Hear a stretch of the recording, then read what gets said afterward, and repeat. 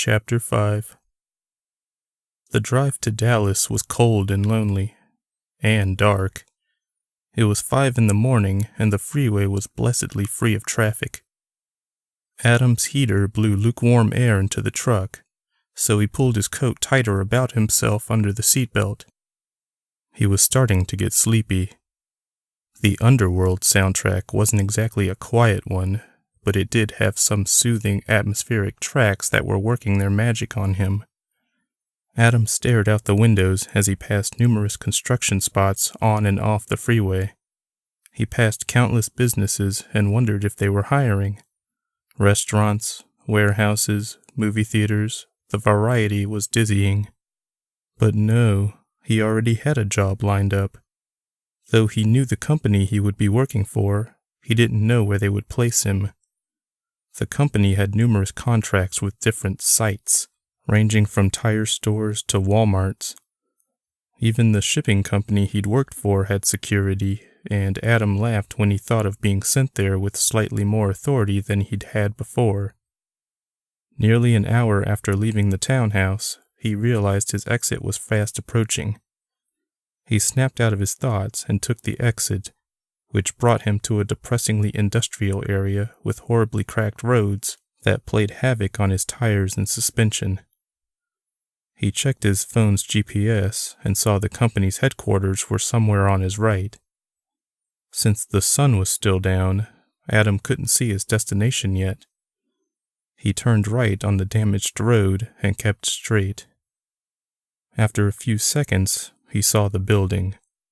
It was 10 stories, and though it was right off the freeway, it still seemed lonely, like a lost toy in the farthest corner of a closet. Adam pulled into the parking lot and drove to what he hoped was the correct side of the building. The GPS told him to come over here anyway. There were a couple of cars and a bunch of company vans and trucks. The security company clearly shared the building with other businesses. Adam parked and turned off the engine. He was an hour early and patted himself on the back for punctuality. And then punched himself for it as well. Now what was he supposed to do while he waited? For about 10 minutes, he watched deliveries being made to a 1-story building next door. Adam didn't consider himself a people watcher, but he could see the appeal. After he got bored watching vans come and go, he remembered all the YouTube videos he had downloaded but hadn't yet watched. He pulled up the app and scrolled through the selections. There were a few Let's Plays he downloaded a month ago. Adam was the kind of guy who preferred to watch people play video games rather than play them himself. He hadn't always been that way, though. In his teens and 20s, he was all about games. He refused to chalk it up to getting older, however. He just didn't have the patience to invest in a long, difficult, interactive story. That was why he preferred books. Watching someone else do all the hard work for him fit his new lifestyle.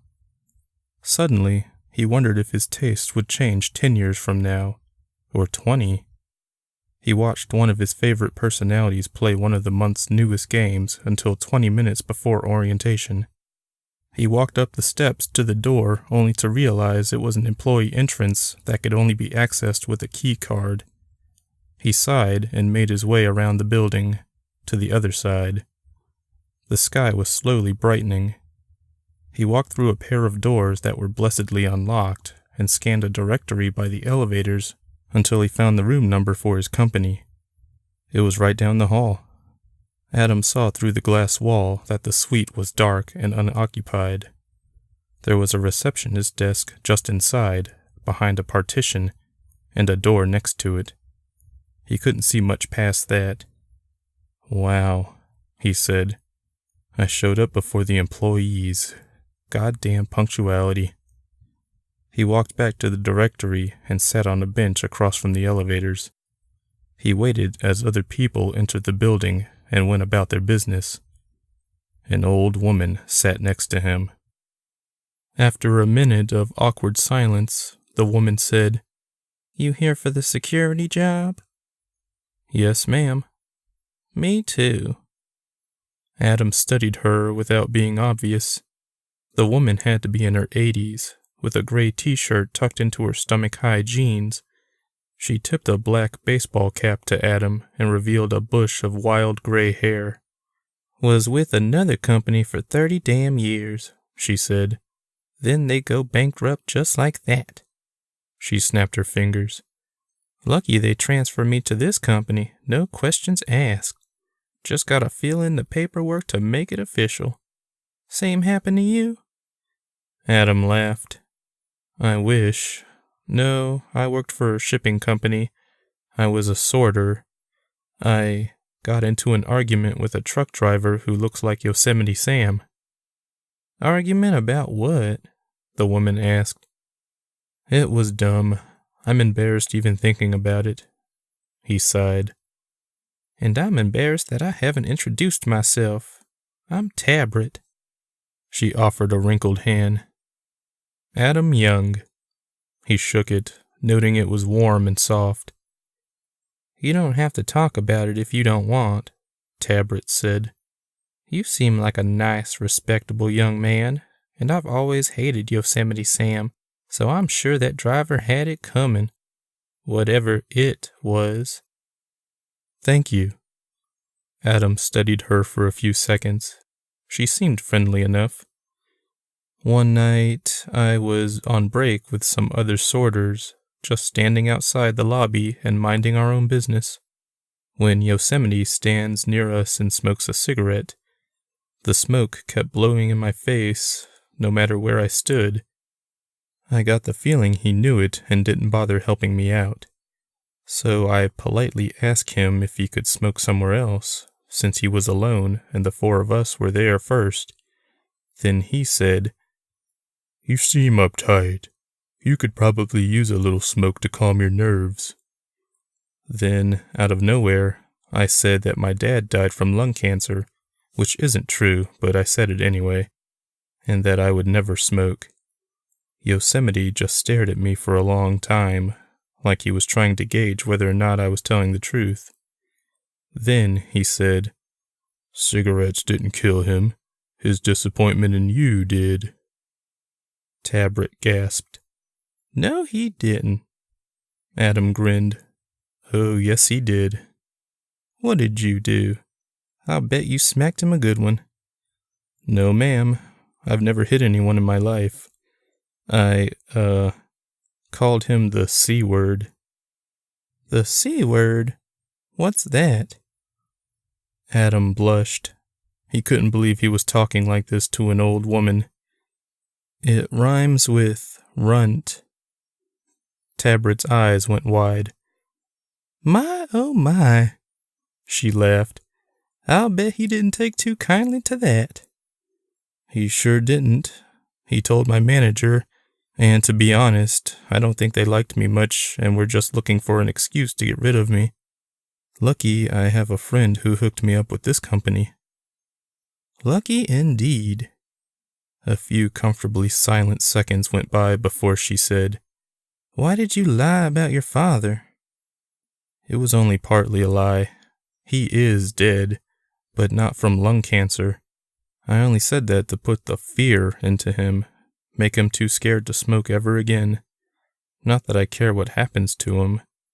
Deep down, I was hoping he would spend countless nights hating himself for smoking all these years." "Devious," Tabret said, though she sounded like she approved. "I'm sorry to hear about your father. If you don't mind me asking, how did he pass?" Adam looked away from her, suddenly taking an interest in the elevators. 2 young women passed, but he ignored them. "He was murdered when I was 14. "Oh dear, that's terrible." "No shit," Adam said before he could stop himself. "Sorry, it's just that I was suddenly reminded of him a few hours ago and have been in a mood since." "I understand. I was the same way when my husband died." "Sorry to hear that. If you don't mind me asking." "It wasn't murder that done him, unless you can call Father Time a murderer." Adam thought about something for a second before saying, If you could go back in time, would you do anything different? She slowly turned to him, one eyebrow raised. That's an interesting question, but what could I possibly do differently? I wouldn't be able to stop him from aging. I know, but if you ever did or said something to him that you regretted, would you take it back? Tabret looked into the distance and thought about it. In that case, I suppose there are some things I would do differently. What about you?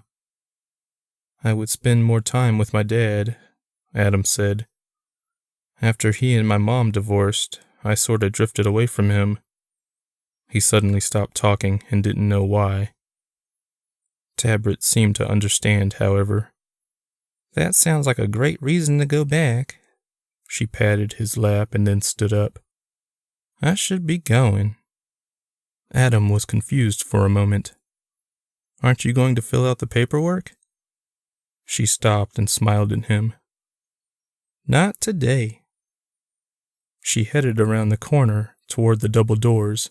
A moment later, the orientation guy showed up and called Adam back to the suite, where they spent 6 hours filling out paperwork, watching training videos, and taking a drug test. The orientation guy even ordered them a pizza. Overall, it was pleasant. But the moment Adam got home, he went to sleep and didn't wake up until 6 p.m. He then drove to a mall 15 minutes away, just off the freeway. This was the site he'd been assigned.